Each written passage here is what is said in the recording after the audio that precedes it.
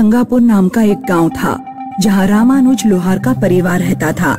15 साल पहले जब रामानुज की बेटी बहुत छोटी थी तभी रामानुज की पत्नी गुजर गई थी। रामानुज घर, बाहर का काम और बेटी को अकेले नहीं संभाल पा रहा था, इसलिए मजबूरी में उसने दूसरा विवाह किया। बाद में रामानुज की दूसरी पत्नी से उसे एक बेटा भी हुआ। रामानुज की बेटी मीनाक्षी अपनी सौतेली माँ को पसंद नहीं करती थी। नकली माँ, मैं स्कूल जा रही हूँ। ठीक है बेटी, लेकिन पुलिया के पास। हाँ, मुझे सब पता है, अब अपना लेक्चर मत शुरू करो। पुरानी पुलिया के पास एक गुड़िया खड़ी होती है जो जवान लड़कियों को सफेद रंग के मीठे बताशे बांटती है। मैं उसके बताशे ना खाऊं क्योंकि वो बुढ़िया नहीं चुड़ैल है। यही बकना चाहती हो ना तुम?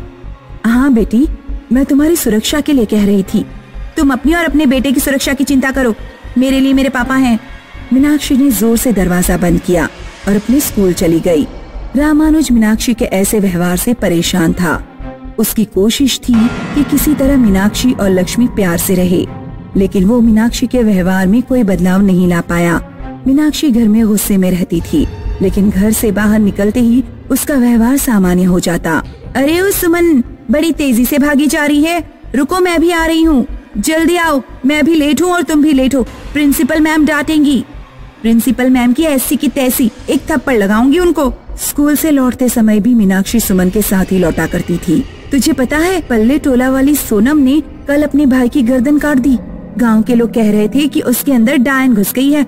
शांति मौसी बता रही थी कि सोनम ने पुरानी पुलिया के पास खड़ी होने वाली बुढ़िया की दिए मीठे बताशे खा लिए थे। उस बुढ़िया को लोग क्यों इतना बदनाम करते हैं? मेरी एक बार उस बुढ़िया से बात हुई थी, बहुत प्यार से बोलती है। कभी जाना भी मत उसके पास, उसकी मीठी बातों के पीछे जरूर कुछ कालापन छुपा हुआ है। एक दिन मीनाक्षी जब स्कूल से घर लौटी तो घर पर कोई नहीं था, खाना भी बना हुआ नहीं था। अब ये नकली अम्मा अपने पूत के साथ कहाँ चली गई? मीनाक्षी ने गुस्से से अपना बस्ता फेंका और चीनी के डब्बे में पैसे ढूंढे, लेकिन उसमें कोई पैसा नहीं मिला। सारे पैसे भी लेकर चली गई है। काश मेरे अंदर भी डायन समा जाती तो इन दोनों अम्मा बेटों का काम तमाम कर देती। मीनाक्षी घर से निकलकर अपने पापा की दुकान की तरफ गई। मीनाक्षी के पापा मीनाक्षी से दुकान पर आने के लिए मना करते थे, क्योंकि दुकान घर से बहुत दूर थी और रास्ते में पुरानी पुलिया पड़ती थी जहाँ बताशे बांटने वाली बुढ़िया खड़ी होती थी।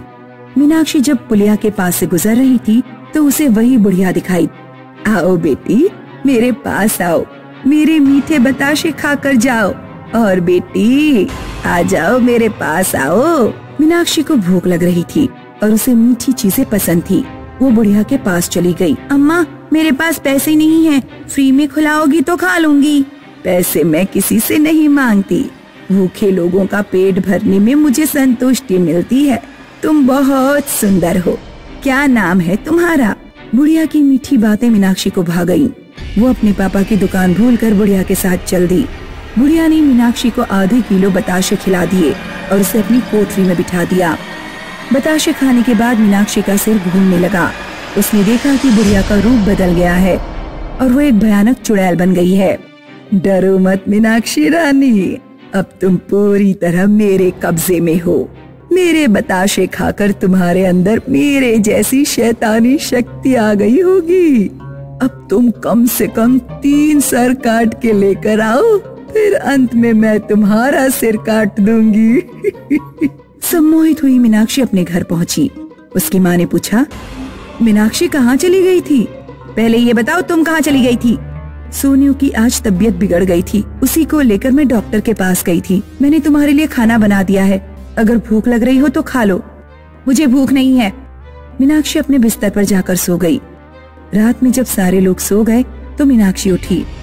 उसने किचन में जाकर हंसिया उठाया और अपने सौतेले भाई की चारपाई के पास गई। मीनाक्षी अपने भाई की गर्दन काटने वाली थी, लेकिन रामानुज की आंख खुल गई और वो चीख पड़ा। मीनाक्षी, क्या कर रही हो? मीनाक्षी कुछ नहीं बोली और चुपचाप अपने कमरे में जाकर दोबारा सो गई। कुछ घंटे बाद वो फिर उठी और इस बार हंसिया लेकर अपनी माँ की चारपाई के पास गई। मीनाक्षी लक्ष्मी की गर्दन उड़ाने वाली थी, लेकिन रामानुज बीच में कूद पड़ा और उसका एक हाथ कटकर गिर गया। रामानुज ने अपने दूसरे हाथ से मीनाक्षी को धक्का दिया और मीनाक्षी कुछ दूर जाकर गिर पड़ी। लक्ष्मी और सोनू जाग गए। वे रामानुज को लेकर बाहर भाग गए। गांव में शिवनाथ नाम का एक वैद्य रहता था, जो साधारण चिकित्सा तो जानता था, साथ में तंत्र मंत्र भी जानता था। लक्ष्मी और सोनू रामानुज को लेकर शिवनाथ के पास पहुँचे। पहले तो शिवनाथ ने रामानुज की मरहम पट्टी की और फिर भस्म लेकर उसके घर पहुँचा। मीनाक्षी अपने घर पर लगे लक्ष्मी, सोनू और रामानुज के फोटो पर हंसियां मार रही थी। तुम्हारी बेटी तुम लोगों के सिर काटना चाहती है। लगता है उसने पुलिया वाली चुड़ैल के बतासे खा लिए हैं। तो अब क्या करें? हम अपना सिर तो नहीं कटवा सकते। जब तक वो तुम तीनों के सिर नहीं काट लेगी तब तक शांत नहीं होगी। मैं तुम तीनों के जैसे मिट्टी के पुतले तैयार कर देता हूँ और उनके अंदर लाल रंग भर देता हूँ। शायद इससे काम बन जाए।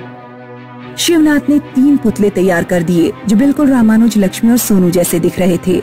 फिर वो उन पुतलों को लेकर मीनाक्षी के पास पहुंचा। मीनाक्षी, मैं तेरे तीनों दुश्मनों को ले आया हूँ। ले, इनके सिर काट ले और मुक्त हो जा। मीनाक्षी ने जोर से पुतलों में हंसिया मारा और तीनों के सिर अलग कर दिए। ऐसा करते ही वो बेहोश हो गई। शिवनाथ ने अपनी भस्म मीनाक्षी के माथे पर लगाई। तब मीनाक्षी को होश आया। मीनाक्षी को उस बुढ़िया के पास जाने नहीं देना है। अगर ये 3 महीने उसके पास नहीं गई तो फिर उसका प्रभाव मीनाक्षी के ऊपर से अपने आप खत्म हो जाएगा। इसीलिए मीनाक्षी पर तुम्हें कड़ी नजर रखनी होगी। ऐसा कहकर शिवनाथ चला गया। सहारनपुर नाम का एक गांव था जहां लोग मंदिरों में मिठाई की जगह सब्जियां चढ़ाया करते थे। गांव में शालू नई आई थी। उसकी कुछ दिनों पहले ही शादी हुई थी। शालू अपने मायके में हर शुक्रवार को बेसन के लड्डू की मिठाई बनाकर मंदिर में प्रसाद चढ़ाने जाया करती थी। ससुराल आकर भी उसका यह नियम जारी रहा। वह मंदिर में मिठाई लेकर पहुंच गई, लेकिन पुजारी ने उसे रोक दिया। जैसे सब लोग सब्जी लेकर आ रहे हैं वैसे तुम भी सब्जी लेकर आओ। यहाँ किसी मंदिर में मिठाई का प्रसाद नहीं चढ़ता। शालू को गांव वालों का यह पागलपन समझ नहीं आया। उसने अपने पति मोनू से मंदिरों में मिठाई ना चढ़ने का कारण पूछा। हमारे गांव में ये परंपरा सैकड़ों बरसों से है। यहाँ एक चुड़ैल रहती है जो इंसानों का भेष धारण करके लोगों को प्रसाद या किसी और तरह अपनी मिठाई खिला देती है। चुड़ैल की मिठाई खाकर इंसान अपना होश खो बैठता है और पागलों की तरह व्यवहार करने लगता है। उसका पागलपन तभी शांत होता है जब चुड़ैल उसकी बलि चढ़ा देती है। इसलिए धोखे से कभी भी गांव में मिठाई लेकर मत जाना, वरना लोग तुम्हें चुड़ैल समझ बैठेंगे। और कोई अगर मिठाई दे तो उसे खाना भी मत, क्योंकि चुड़ैल किसी भी रूप में तुम्हारे सामने आ सकती है। शालू का पति तो ज्यादा पढ़ा लिखा नहीं था, लेकिन शालू ने साइंस से 12वीं क्लास पास की थी। वह भूत प्रेतों में विश्वास नहीं करती थी। अगर गांव के मंदिरों में मिठाई का प्रसाद नहीं चढ़ाया जा सकता तो मैं आंगन में एक मंदिर बनाऊंगी और उसमें प्रसाद चढ़ाऊंगी। फिर देखती हूँ कि मुझे कौन रोकता है। शालू ने अपने आंगन में एक छोटा सा मंदिर बना लिया और हर शुक्रवार को मंदिर में बेसन के लड्डू चढ़ाने लगी। एक रात गजक बेचने वाली के रूप में चुड़ैल शालू के घर आई। लगता है आप गांव में नई आई हैं। हाँ, अभी 2 महीने पहले ही मेरा विवाह हुआ था। बहुत अच्छी बात है बेटी, सदा सुहागन रहो।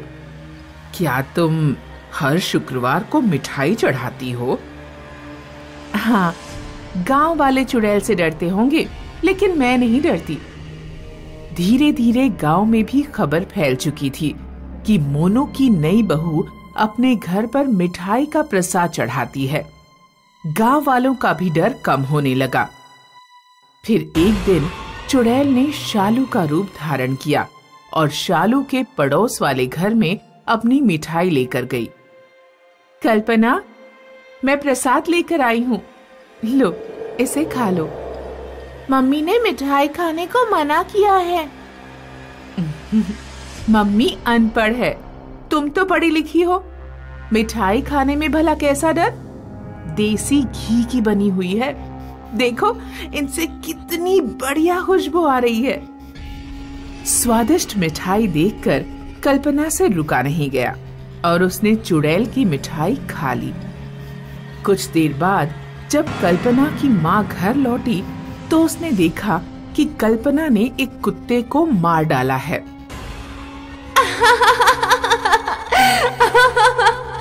मुझ पर हंस रहा था, मुझ पर चढ़ा दी ना मैंने तेरी बलि, अब मैं तेरा खून पीऊंगी।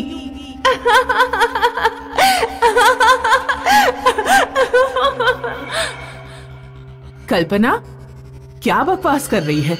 क्या तू पागल हो गई है?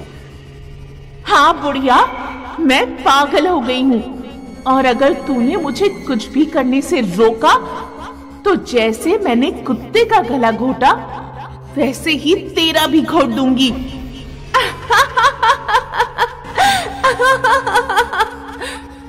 कल्पना की माँ ने जमीन पर बेसन के लड्डू के तिनके पड़े हुए देखे। वह समझ गई कि कल्पना ने चुड़ैल की मिठाई खा ली है। वह तुरंत घर से भाग गई। बेसन के लड्डू तो शालू अपने मंदिर में चढ़ाती है। जरूर चुड़ैल ने शालू का रूप धारण करके मेरी बेटी को मिठाई खिलाई होगी। कल्पना की माँ शालू के घर पहुंचकर उससे लड़ने लगी। शालू, तुम्हारी वजह से मेरी बेटी चुड़ैल के शिकंजे में फंस गई। मेरी एक ही बेटी है, उसके अलावा मेरा इस दुनिया में कोई नहीं है। चुड़ैल कुछ ही दिनों में उसकी बलि चढ़ा देगी। अब बताओ कि मैं क्या करूं? चिंता ना करें मौसी, मैं आपकी बेटी को चुड़ैल के शिकंजे से बाहर निकालूंगी।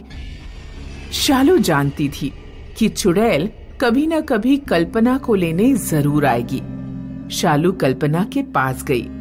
कल्पना ने शालू पर हंसिए से हमला किया, लेकिन शालू ने हार नहीं मानी। उसने किसी तरह कल्पना को एक खंबे से बांध दिया। शालू ने आंगन में एक गहरा खड्डा खोद दिया और उसके ऊपर घास फूस डाल दिया, जिससे पता न लगे कि आंगन में गड्ढा है। अमावस्या की रात चुड़ैल कल्पना को लेने आई। आज बहुत दिनों बाद एक जवान लड़की की बलि चढ़ाऊंगी।